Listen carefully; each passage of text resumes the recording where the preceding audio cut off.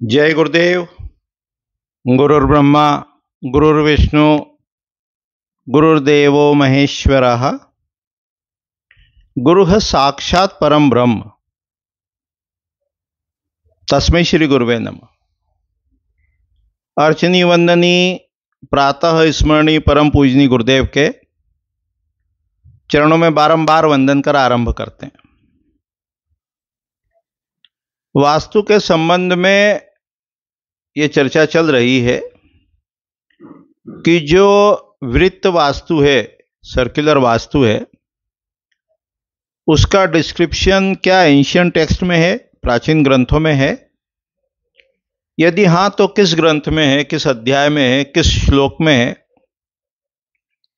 उस संदर्भ में अपन ने पिछली इकाई में, पिछले पाठ में देखा कि 10वीं शताब्दी में राजा भोज ने वास्तुशास्त्र का जो ग्रंथ लिखा, जिसका नाम सम्रांगण सूत्रधार है, राजा भोज ने, ऐसा माना जाता है कि 84 टेक्स्ट की रचना की। और उन 84 टेक्स्ट में वास्तु के भी दो ग्रंथ हैं। एक है सम्रांगण सूत्रधार और दूसरा है युक्ति कल्प तरु। ये वास्तुशास्त्र के ग्रंथ हैं। तो इन ग्रंथों को जब अपन देखते हैं तो इसमें जो सम्रांगण सूत्रधार है उसका जो अध्याय है जिसमें यह डिस्क्रिप्शन अपने को मिलता है, वो अध्याय है आपका अध्याय क्रमांक 12 है ना। उसको देखते हैं।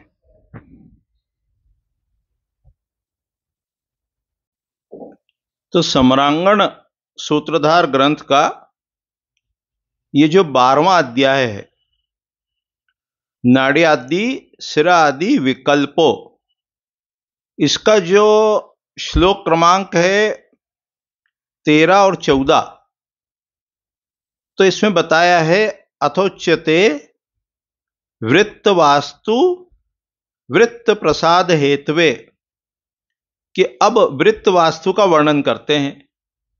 तो इसके दो प्रकार बताए, एक बताया 64 पद का और दूसरा बताया 100 पद का आसन। फिर उसकी प्रोसेस दी कि वृत्त को जो है वो 8 पार्ट में डिवाइड करो, मध्य में 2 भाग की परिधि बताओ। तो उस प्रकार से उन्होंने वृत्त वास्तु का वर्णन यहां सम्रांगण सूत्रधार ग्रंथ के 12वें अध्याय के 14वां, 15वां और 16वां जो श्लोक है उसमें किया। इसी प्रकार उन्होंने 100 पद का भी वृत्त वास्तु बताया और उसके बाद ये भी कहा कि देखो, ये जो अलग अलग प्रकार के आकार हैं, शेप्स हैं, जो डिफरेंट शेप्स हैं, चाहे वो ट्रायंगुलर हो, हेक्सागोन हो, ऑक्टोगोन हो, अनेक प्रकार के जो दूसरे जो शेप्स दिए हुए हैं, उसको भी जब काम करना, उस पर भी जब कार्य करना, तो वो वृत्त वास्तु के अनुसार करना। ठीक इसी प्रकार जब अपन कामिका आगम ग्रंथ को देखते हैं, कामिका आगम, ये भी आगम का बहुत ही प्रसिद्ध ग्रंथ है और उसका अध्याय 17 है पद विन्यास विधि। और इस पद विन्यास विधि में भी जब अपन इसको देखेंगे, करेंगे, तो वहां अपने को सर्कुलर वास्तु का डिस्क्रिप्शन मिलेगा। तो वो क्या कहते हैं श्लोक क्रमांक 115 में, अथ वृत्त पदन्यासम प्रवक्ष्यामि यथा विधि चक्रवत् पंचसूत्राणि स अंतराणि समानि च 32 अर्थात 32, 24 अर्थात 24, द्विरष्टाके भागिनः 32 भाग करना, 24 भाग करना, और द्वि यानी डबल, अष्ट यानी 8, तो 8 दूनी 16, अष्टाष्टैक भागिनः एकाशीति पदम हयेत्य गेयम विषम संस्थित्य। कि ये जो ग्रंथ है अपना कामिका आगम, इसका भी ये जो अध्याय है कौन सा अध्याय? अध्याय ये 17 और श्लोक क्रमांक इसका जो है 115-16। इसमें स्पष्ट रूप से 81 पद जो वास्तु है उसका डिस्क्रिप्शन अपने को प्राप्त होता।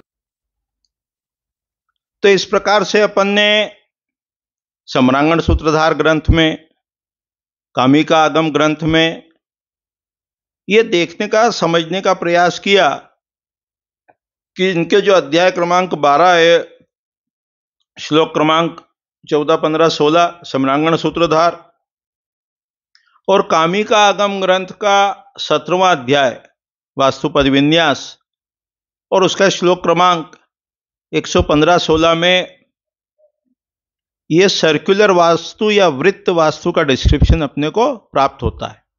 और इसके आधार पर ही अपन वास्तुपद विन्यास, रेगुलर शेप हो, इरेगुलर शेप हो, उसको करने का, देखने का प्रयास करते हैं। तो अभी इतने ही कह के वाणी को विराम देते हैं। आगामी पाठ में इसी विषय को और आगे बढ़ाएंगे और ये देवता जो 45 देवता हैं, इनके रंग आदि को देखने का प्रयास करेंगे। जय गुरुदेव, जय गुरु।